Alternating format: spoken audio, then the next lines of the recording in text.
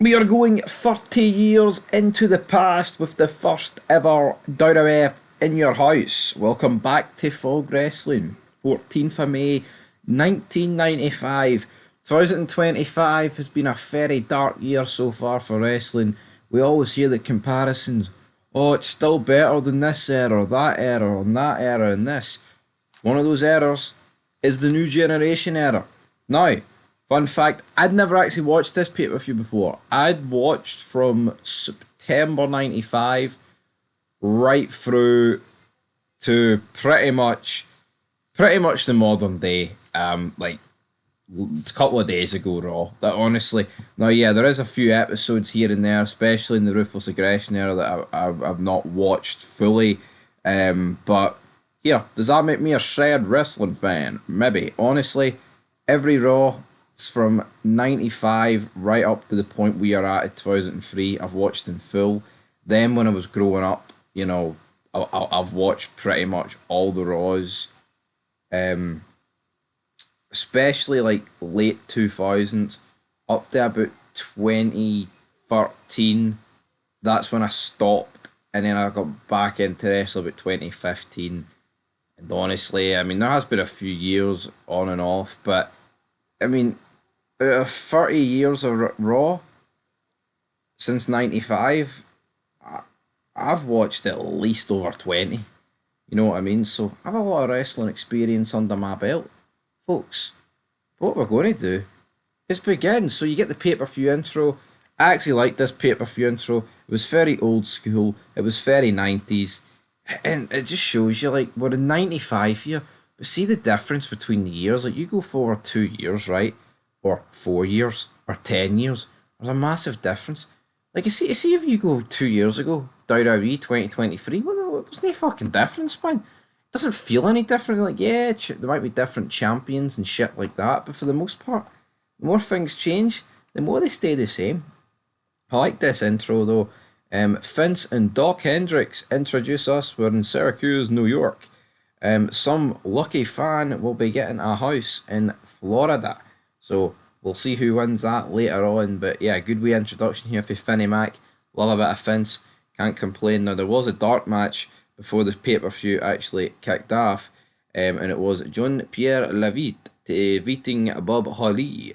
Anyway, less said about that the better. First match, Bret Hart versus Hakushi. And before the match, Bret cut this like 1 minute promo.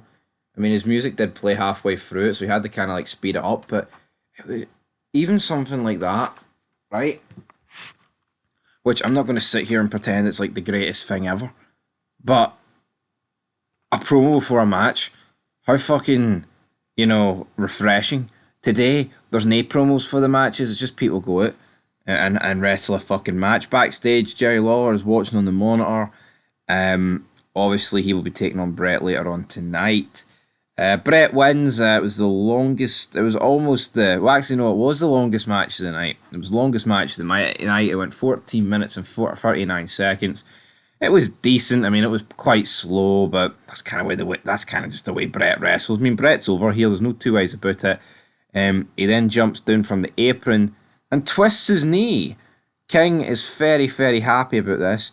He tells Alundra Blaze backstage to basically piss off. I'm going out there. I want a piece of Bret Hart. Let's do the match now. It's then revealed that Bret Hart's coming backstage, and King's like, you know what? I'll go ring my mother, kind of thing. And then we also get the whole house prize revealed by Stephanie. We've got all the entrants outside in the arena, in this big box, all the letters. Who's going to win? We'll see later on tonight. Up next, we've got Razor Ramon taking on Jeff Jarrett in the Roadie, also known as Road Dogg, in a handicap match. During the entrance of Razor Ramon, Chico Razor Ramon, R.I.P. Razor Ramon. We've got the 1-2-3 kid on the phone. He's like, I'm going to kick some ass, Vince. So it was kind of funny because obviously at this point he's no exactly X-Pac, he's no Six, whatever you want to call him. He is the 1-2-3 kid, but he's off his fucking head. Yeah, like, I don't think there's no two ways about it. He is off his head. But this was a decent wee 2-on-1 handicap match. Razor Ramon picks up the victory. It did go a bit long though, 12 and a half minutes.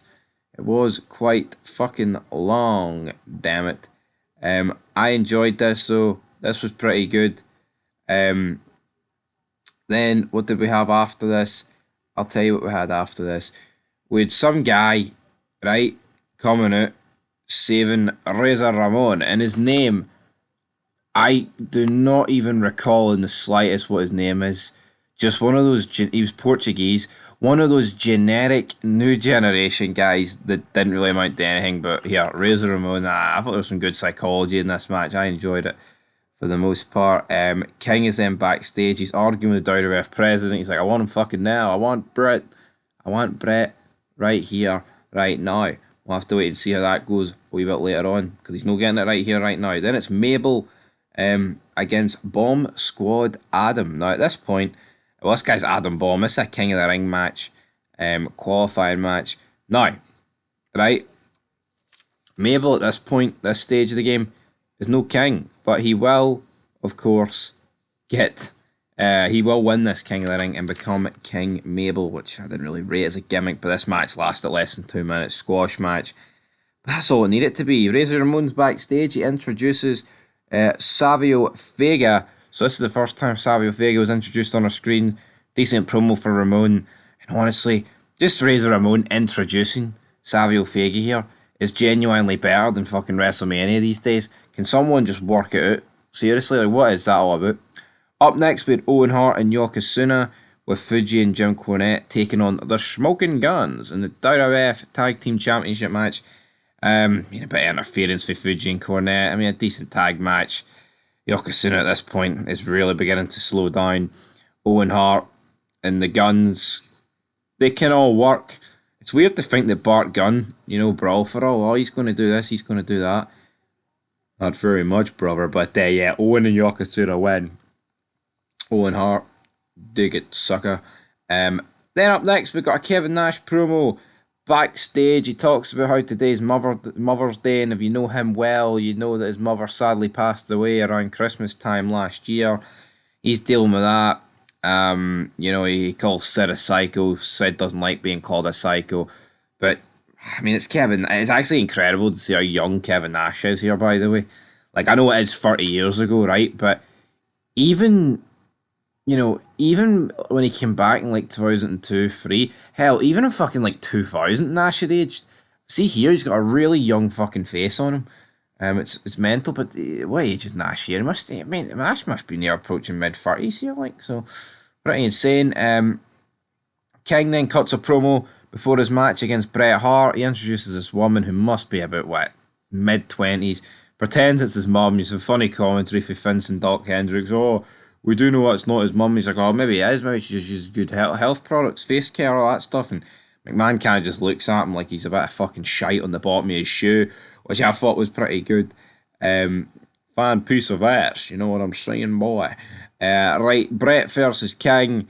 Massive interference here for Hakishi and Shinga.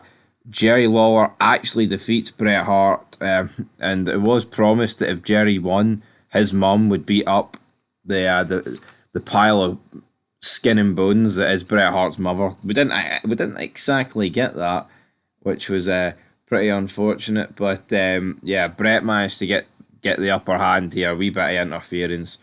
Very good, very good. Bret coming out strong. He batters the manager of Hakishi, Shinja. So bit of comeuppance for Bret. Bret's over. There was no Shawn Michaels on this show. What incident was this? Was the 1400th time he took drugs? Was this another set of sailors that battered him? Who knows? But we then cut to the ramp. We've got the reveal for who's won the house. We've got what do you call her? Stephanie. Oh, and that guy, not Jeremy, the guy for the 90s. Anyway, I can't remember. But this was so cringe. We're like, oh, let's go get the rakes. He runs into the garage, gets the rakes. They pretend to go through the letters with the rakes. They did not do a very good job here, but it was still kind of funny. And then, some guy called Matt won. The first person didn't actually answer their phone. Now, I did a wee bit of research into this. So the first person that didn't answer their phone, the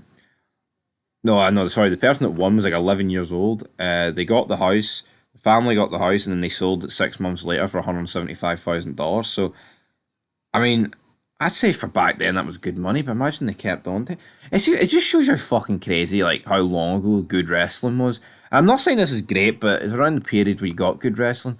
You know, the kid that was 11 that won this house is 46 now, because this is 30 years ago. It just fucking shows you how like removed we are getting for time. It's crazy, folks. Main event time though, we get Psycho Sid versus Diesel, WWF title. Match went 11.5 minutes. It's Diesel versus Psycho Sid, folks. I mean, seriously, what are we expecting here? Diesel's about to have Sid beat. Tatanka runs down, starts battering Diesel, but then out of nowhere comes Bam Bam Bigelow. What the hell is going on here? And you know, Diesel retains. The crowd goes ballistic. Then we get this like weird thing that ends the show. WWF Ozone. You got these like two aliens in space. He's like, here, we should blow up the Earth because they're destroying the ozone and killing the animals and the plants. And then it's like, oh, hold on, actually, we can't do that because they're producing some good wrestling and they like that entertainment. We'll give them the benefit of the doubt. Then the show just ended. It's like, what the fuck is going on here? But there was, in fact, 3 dark matches after the show, right? Now, honestly, how the fuck are these 3 matches not on the show? Owen Hart versus Bulldog, right? King of the Ring qualifying match, ended in a draw. Bam Bam Bigelow versus Tatanka. And then The Undertaker defeated Kama. Like, that's insane, isn't it? Anyway, time to rate this show out of 10. Honestly, it was alright. The new generation, my opinion, it is a bit lackluster, but even in an era that was like kinda PG, there's still some great lines for King and Vince and, you know, other people cutting promos like Diesel and Ramon. But I'm not going to sit here and pretend this show was fucking unreal. I'll give it a 4. Probably about the bare minimum that you would expect for this time period. But yeah, I'm sure there still is worse shows than this.